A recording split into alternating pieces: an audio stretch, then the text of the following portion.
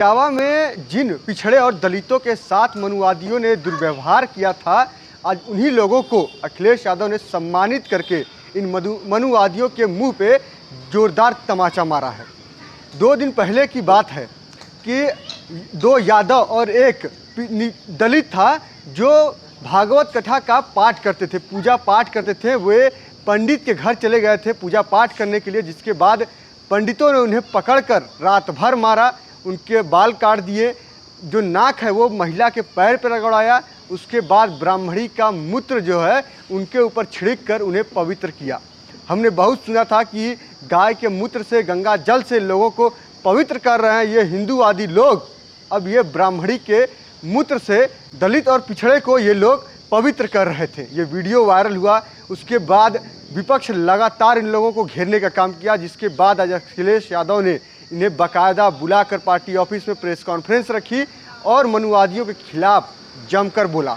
उन्होंने ये कहा कि अगर वर्चस्ववादी और प्रभुत्ववादी लोगों को लगता है कि एकाधिकार है उनका पूजा पाठ पे, तो वे लोग पिछड़े दलित और अल्पसंख्यकों से चंदा लेना छोड़ दें, चढ़ावा लेना छोड़ दें, उनका जो प्रसाद चढ़ाया हुआ है उसको न छुएं और पैसा भी न लें।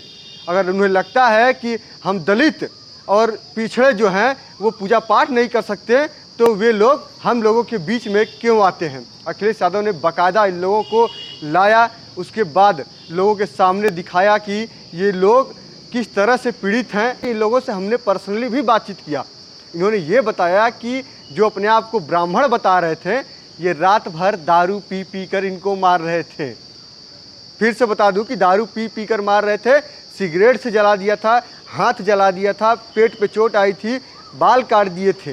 अब सोचिए कि ये मनुवादी लोग किस तरीके से सिर्फ धर्म पर कब्जा रखना चाहते हैं। क्या ये जो पिछड़े थे, दलित थे, वो हिंदू नहीं है? उनको पूजा पाठ करने का अधिकार नहीं है? वे भागवत कथा नहीं पढ़ सकते? श्री कृष्ण के वंशज हैं, वे यादव थे, भागवत गीता पढ़ना उनका अधिकार है। वो भगवान कृष्ण को मानते हैं, तो क्या भागवत गीता नहीं पढ़ सकते? सिर्फ पंडित लोग ही पढ़ेंगे?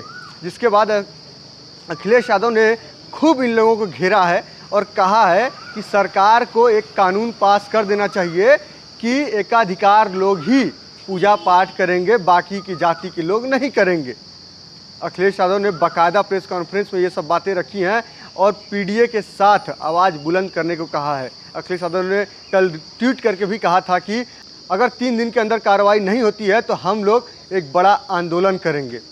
सोचिए कि पिछड़ा दलित का नेता बहुत सारे हैं, उसमें एक दलित का भी है, लेकिन दलित के तरफ से कोई नेता अभी तक बोलने के लिए नहीं आया, सिर्फ दलित का वोट लेता है। लेकिन अखिलेश यादव ने वो किया कि ये पता चल गया कि वे पीडीए के जननायक हैं।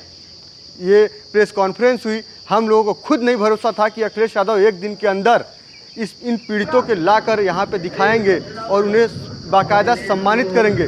तीनों लोगों को 21-21 हज़ार रुपये अखिलेश यादव ने दिया। उसके बाद ये ऐलान किया कि 51-51 हज़ार रुपये पार्टी की तरफ से उन्हें दिया जाएगा। जब अखिलेश यादव ने उन्हें पैसे दिए तो वहाँ मौजूद तमाम सारे जो पार्टी के नेता थे, कार्यकर्ता थे, वे खुलकर सामने आने लगे और पैसा देना शुरू कर दिया। जो पीड़ित हैं उनसे मैंने एक सवाल पूछा था कि क्या आप लोग अब इन मनुवादियों से डर गए हैं, पूजा पाठ करना छोड़ देंगे? तो उनका जवाब आया कि नहीं छोड़ेंगे, भले वो हमें मार देंगे। भागवत गीता पर हमारा अधिकार है, भगवान श्री कृष्ण जुड़ी है और भगवान श्री कृष्ण के वंशज हैं हम लोग। तो सोचिए कि हमारे देश में किस तरह से जातियों में लोगों को बांटा जा रहा है। क्या बड़े जाति के लोग ही सिर्फ हिंदू हैं? पिछड़े दलित अल्पसंख्यक हिंदू नहीं है? उन्हें क्यों बाहर किया जा रहा है? क्या यही लोग हैं सिर्फ हिंदुत्व का जो है प्रचार प्रसार करेंगे, हिंदुत्व का सर्टिफिकेट बांटते फिरेंगे कि कौन हिंदू है कौन हिंदू नहीं है? आप लोगों को समझने की ज़रूरत है। पिछड़ा दलित अल्पसंख्यक सभी लोग आप लोग समझ जाइए कि जो चंदा देते हैं, पूजा पाठ करते हैं, वो आपको अपने बराबर कभी नहीं समझते हैं।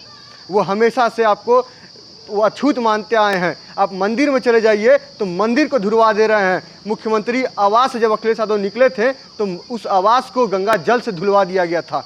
सोचिए कि पिछड़ों से इन्हें इतनी तकलीफ है, लेकिन जब वोट लेने की बारी आती है तो सबसे पहले ये लोग पिछड़ों के पास आते हैं। आज के लिए इतना ही। हमारी खबर आपको कैसी लगी कमेंट करके ज़रूर बताइएगा।